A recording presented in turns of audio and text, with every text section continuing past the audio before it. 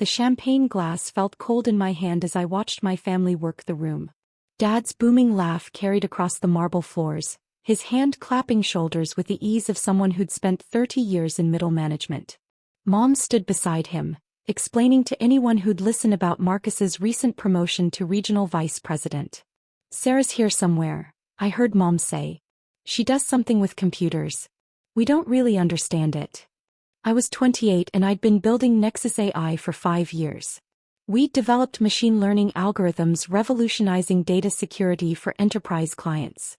Last quarter, $47 million in revenue. This quarter, a $1.2 billion acquisition by TechCore Industries. But to my family, I just played on my laptop all day. Marcus appeared at my elbow, his new VP badge catching the light. "Surprised you came, Sarah. Thought you'd be busy with your startup."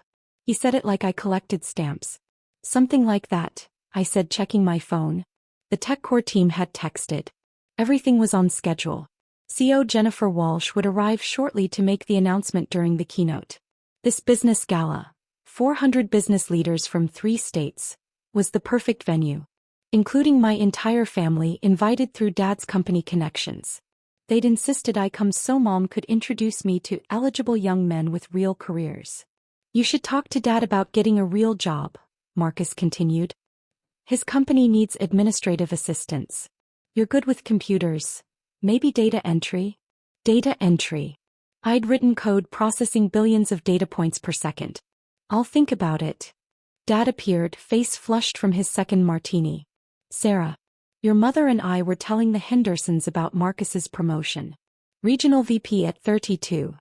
He turned to me as an afterthought. "Still doing that computer thing?" "Still doing it." "Well, that's nice. A little hobby is good." He patted my shoulder like I was 7 showing him finger paintings. "But you need to think about stability. Real benefits, retirement plans. Marcus could put in a word for you." I took a slow breath. When I tried explaining what NexusAI did, his eyes had glazed over.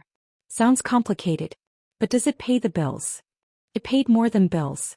My personal compensation last year, $3.8 million. The acquisition would net me around $400 million, given my 33% stake. But I'd stopped telling them.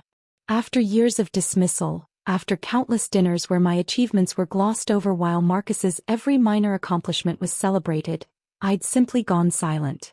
They'd built their narrative, the quirky daughter playing with computers, and nothing I said would change it. "I'm doing fine, Dad." "Of course, sweetheart." His tone suggested I was barely scraping by. "Say Marcus's car died. You couldn't chip in a bit, could you? Family helps family." This happened every few months. They assumed I had modest income from my computer hobby, and asked for money. Marcus's car. Mom's kitchen renovation. Their cruise. I'd stopped giving them money 2 years ago, which only reinforced their belief I was struggling. "I can't help right now." Disappointment crossed his face. "Money's probably tight. That's what happens with these risky small business things." He squeezed my shoulder. "The offer for a real job stands. Anytime you want to give up the startup dream and get serious." The startup dream about to make me one of the youngest female tech entrepreneurs with $1 billion exit. Marcus wandered back with his wife Bethany. "Sarah, Bethany was asking what you actually do." I realized I can't explain it. Bethany smiled sweetly. "You work from home? That must be nice. Very flexible. Do you freelance?" "Something like that." I could never work from home. I get distracted. But I guess if it's simple computer stuff, it's easier. She exchanged a look with Marcus. "We need someone for Marcus's social media. Maybe you could do it? We'd pay a little." I ran a company with 73 employees, 12 with PhDs. But sure, I could schedule their Instagram post. The lights dimmed. "Ladies and gentlemen, please find your seats for our keynote address." My phone buzzed. My CFO, Jennifer, just arrived. "Ready? Ready." My family filed toward their table near the back. I stayed standing watching the crowd settle. A few tech industry people gave me subtle nods. We'd all signed NDAs, but rumors circulated fast. The association president took the stage. "We're honored to have a special guest. Please welcome Jennifer Walsh, CEO of TechCore Industries." The room erupted. Jennifer Walsh was a legend. A self-made billionaire who'd built TechCore from a garage startup into a $50 billion empire. Cover of every business magazine. Known for brilliant acquisitions. She walked on stage in a simple black suit, commanding immediate attention. Thank you. I'm not here to talk about earnings. I'm here to talk about innovation, recognizing talent, and the future of AI security. My heart rate picked up. 3 years ago, I attended a small tech conference in Seattle. I watched a young woman present machine learning applications for enterprise data security. Her ideas were so far ahead of anything I'd seen that I immediately approached her afterward. Eyes started turning toward me. That young woman was Sarah Chin. Tonight, I'm thrilled to announce that TechCore Industries has acquired her company, NexusAI, for $1.2 billion. The room exploded. Applause, gasps, hundreds of conversations starting at once. Sarah, would you please join me on stage? I walked through the crowd, very aware of eyes following me. When I passed my family's table, I didn't look down, but I felt their shock radiating outward. Jennifer embraced me on stage. Sarah's work in AI-driven cybersecurity will change how Fortune 500 companies protect data. Her algorithms have prevented over $2 billion in potential breaches. She's 28, brilliant, and exactly the innovative thinker we need leading technology's future. She handed me the microphone. I looked out at the sea of faces, finally finding my family's table. Dad's face was white. Mom's mouth hung open. Marcus looked slapped. Bethany was frantically whispering to adjacent tables. Thank you, Jennifer, I said steadily. And thank you to everyone who's supported NexusAI. Building this company has been the most challenging and rewarding experience of my life. I'm grateful to TechCore for believing in our vision. More applause. Jennifer discussed acquisition details while I stood there watching my family's reactions. When it ended, I made my way back through the room. People stopped me constantly.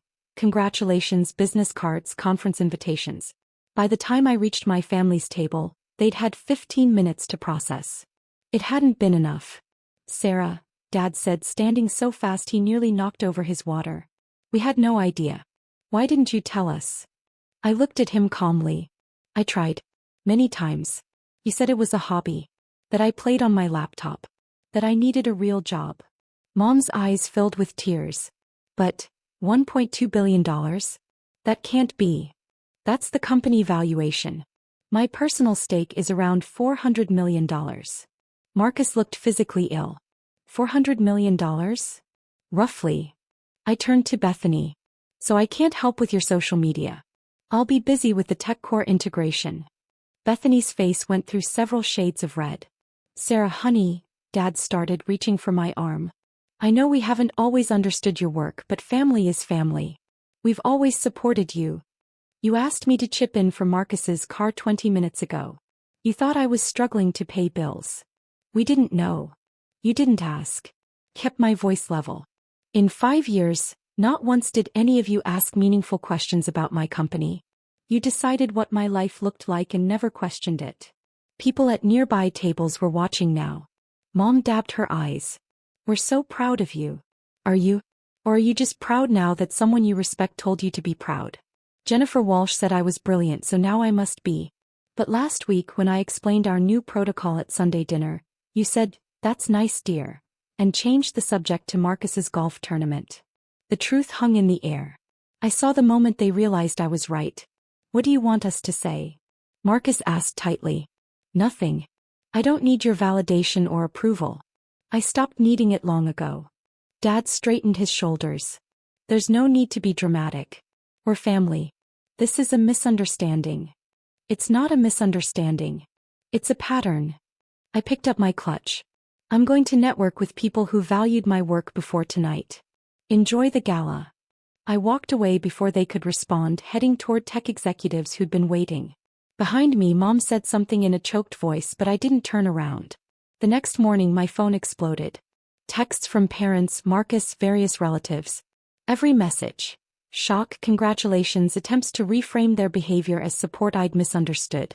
Dad, so proud. Always knew you'd do something special. Lunch this week? The same work he'd called playing on computers for 5 years. I sent one text to my parents. I need space. I'll reach out when I'm ready. 3 weeks later, I moved to Palo Alto for the TechCore integration. I bought a house in the hills with a view that made me catch my breath every morning. My family kept reaching out. Messages changed from apologetic to confused to occasionally angry. How dare I cut them off? Family was supposed to forgive. I didn't engage. Some people only valued you when others told them you were valuable. They couldn't see your worth on their own. 6 months later, I was on the Forbes cover. The Quiet Revolutionary: How Sarah Chin Built a Billion-Dollar AI Company While Her Family Thought She Was Unemployed. I didn't send them a copy. I was too busy building the future they'd never believed in, surrounded by people who'd supported me long before Jennifer Walsh ever said my name. That was the real success. Not the money or recognition, but the freedom to choose who got to be part of my life. And that choice was worth more than any acquisition could ever be. I blocked their numbers 6 months after the acquisition. Not out of anger, I'd moved past that, but out of necessity. Dad had started showing up at TechCore events, introducing himself as Sarah's father, and handing out his business card. Mom told church friends she'd always encouraged Sarah's computer interests. Marcus pitched his consulting services to my former NexusAI colleagues. They'd become parasites, feeding off achievements they'd spent years dismissing. The final straw came at a tech conference in San Francisco. I was giving the keynote on AI ethics when I spotted them in the third row. Mom, Dad, and Marcus, all wearing NexusAI merchandise they must have bought online. After my speech, they rushed the stage, cameras ready for photos they could post on social media. "Not today," I said quietly, and security escorted them out. That evening I changed my number. I sold the old house they knew about and bought property under an LLC. I built a life they couldn't infiltrate, one where my worth wasn't determined by their validation. A year later, Forbes asked about my family estrangement. I smiled for the camera and said, "I choose to surround myself with people who valued me before the world did. That's not bitterness, that's self-respect."